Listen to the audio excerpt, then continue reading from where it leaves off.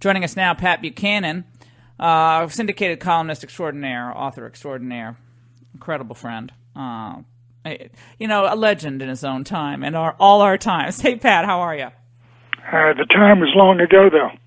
Nah, no way. The legend goes on. How you doing? I'm good, Pat. I love the clapper yesterday. No, I was thinking of something else. What the heck was he thinking of? Yeah, well, I can't. Right now it's a real example of how the investigators themselves, and how, if you will, the FBI and the CIA and these other agencies are coming under scrutiny as to whether or not this whole exercise going after Trump's campaign was from the inception really dreamed up there rather than provoked by some kind of real activity. So, I think if you will, the whole center of gravity of the argument and the national debate is turning against the investigators.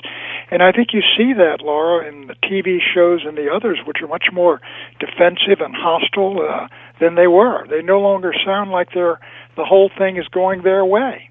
Yeah, well, it seems to me fairly obvious that they see this Russia collusion narrative and maybe have seen it for some time. This thing is slipped away. I mean, Jim Clapper made a complete fool of himself yesterday. Brennan is out there just embarrassing himself every day. And now we find out that the hapless Professor Halper ends up getting $1 million from the Defense Department for some type of general historical research. At the same time, he was trying to ingratiate himself into a circle of Trump people to try to sniff out any information on whatever, right, Russia or just the workings of the campaign.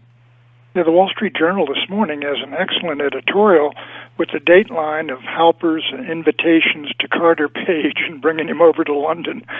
And the timing of it all, along with the timing of the beginning of the FBI investigation. And again, it throws a cloud and it throws a light on this entire investigation. What was it from the beginning?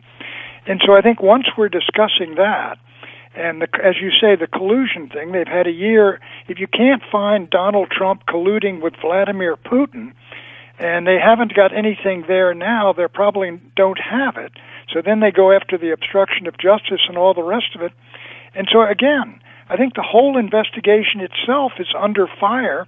And if they do produce something and then throw it out to a Democratic House, you'll have a major war with both sides competing with the impeachment hearings. And so I think it goes nowhere.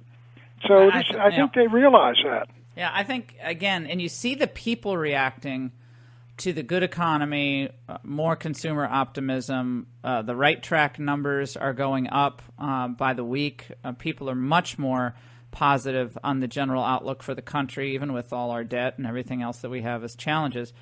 And I think that overrides the static in Washington, regardless of where, who testifies on what day or who's brought in exactly. or Carter Page. I think it's white noise to most people. Yeah, I think a lot of people tuned out a long time ago, and more people are tuning out because there's an identity that the same arguments and the same issues are raised with nothing new in the Mueller investigation. But anything that does come out new, it appears, makes the investigation itself problematic or suspect. So I think they're going to have to come out with something pretty soon, and I just don't think they've got it right now. The thing that, bothers me a bit is what's going on the other side with this, Michael Cohen episode going on, and what that's all about, because my guess is that's up in New York, is it all? Is it not, all of it? Yeah, Southern District of New York. Yep. And so that seems to me more problematic, and it doesn't have to do with the Russians. It seems, again, that, and if you had to write the novel on this, they were coming up empty goose eggs on Russia. Then they come across this, this Cohen stuff that Mueller said, well, I can't get, but, who knows? Maybe the Southern District can find something, and suddenly they're raiding a lawyer's office, So they're coming up empty. They shoot it over to Rosenstein. They said, well, you guys might want to look into this, hint, hint. Rosenstein kicks it to the Southern District, and, who knows? They're off to the races. Right. And then you got, in addition to this, you got some serious stuff going on. The North Korean summit, which is quite important. And I think subsequent to the initial statements, where I think Bolton made a mistake saying this is a Libyan model we're going to impose on these guys, they're going to give up all their weapons, etc. But the president has moved gingerly since then, and halting the B-52 testing, exercises over South Korea, and now saying, okay, maybe there won't be a summit. And so I think he's sort of negotiating in the open with Kim Jong-un, and I think he's handling it pretty well right now. They're saying, it's not imperative that we have it.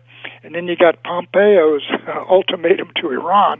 So there's a lot of serious things going on in the world. Right, which and I think a lot of people are asking, what are we doing here? Yeah, why are we wasting? We're wasting time, energy, resources, the media, of course, training their focus on the investigation, because that's, I guess, easier to report on. But speaking of Mike Pompeo, the new the new Secretary of State, he was speaking yesterday about China's role in all of this, and obviously their hand, Xi's hand, is all over this North Korea trajectory. Let's listen. Are the Chinese helping push forward the U.S. Kim Jong-un summit?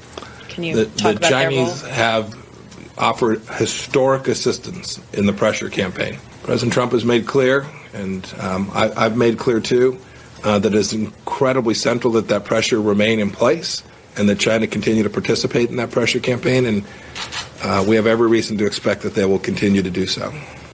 And then, so he says that they've been offering historic assistance, which I find hilarious. And then Trump yesterday adds this. I will say I'm a little disappointed because when Kim Jong-un had the meeting with President Xi in China, the second meeting, the first meeting we knew about, the second meeting, I think there was a little change in attitude from Kim Jong-un. So I don't like that.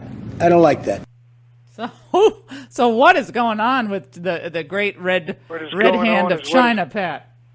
What is going on is what is going on historically. The Chinese are behind the North Koreans. They've told the North Koreans that, look, the Americans are going to demand you give up your nuclear weapons. Here's what you do. You tell the Americans you'll stop testing your missiles and stop testing hydrogen bombs and atomic bombs when they stop the military exercises in the South. And you could tell the Americans we're not going to go with the Bolton plan and give up everything. We saw what happened to Libya. What we're going to do is we're going on a step-by-step basis. You make concessions to us on sanctions and on lifting other onus restrictions on the North, and we'll stop the testing, and you stop your testing, and let's start getting all strategic weapons out of the Korea. Look, North Korea wants a step-by-step approach. And I think that Donald Trump, the president, realizes by what he said yesterday that the idea that they're going to give up everything before we give them anything, that is dead. And I think the Chinese, I think, are in the, they're flapping towels in the corner of Kim Jong-un.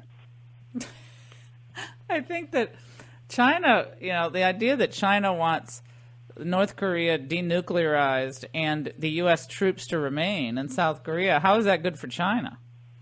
Well, I can see the only reason the Chinese would want U.S. troops in South Korea is the fear that if the Americans pull out and say, look, we've defended South Korea long enough, and now we got a deal, we're departing, and the South Koreans and Japanese get nervous, they could go to nuclear weapons themselves.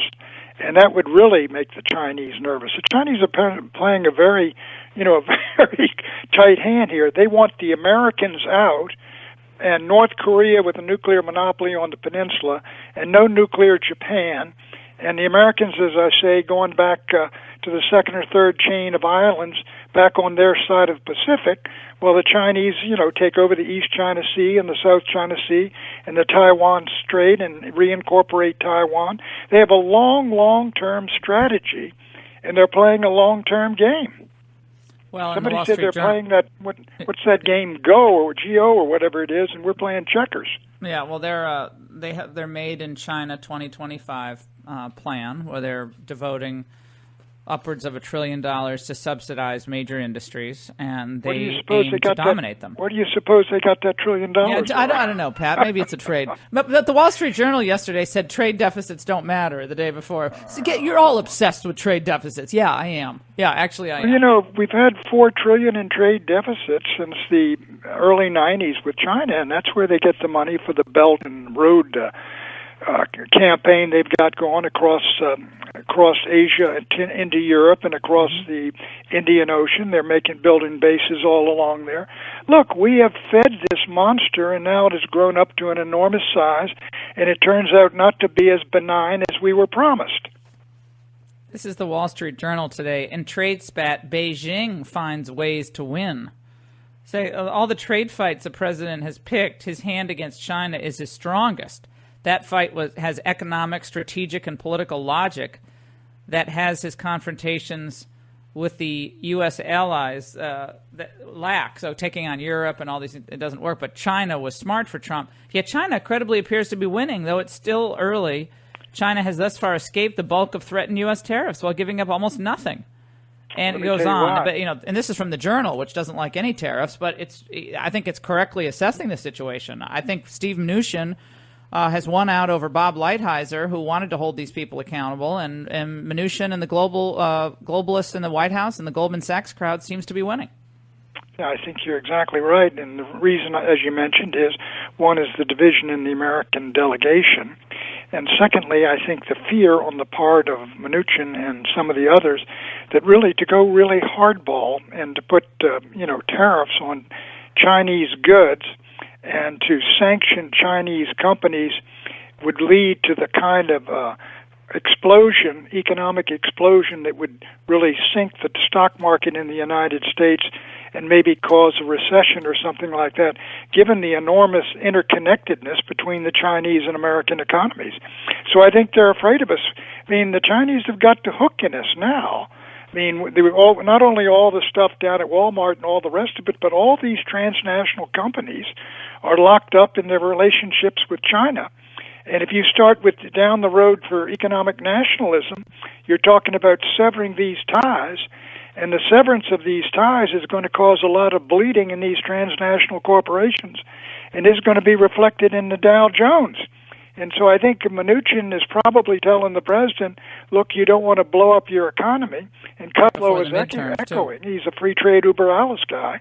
Mm-hmm. And the other fellows, I think, are probably are arguing for a tough line, which could be a very a costly line.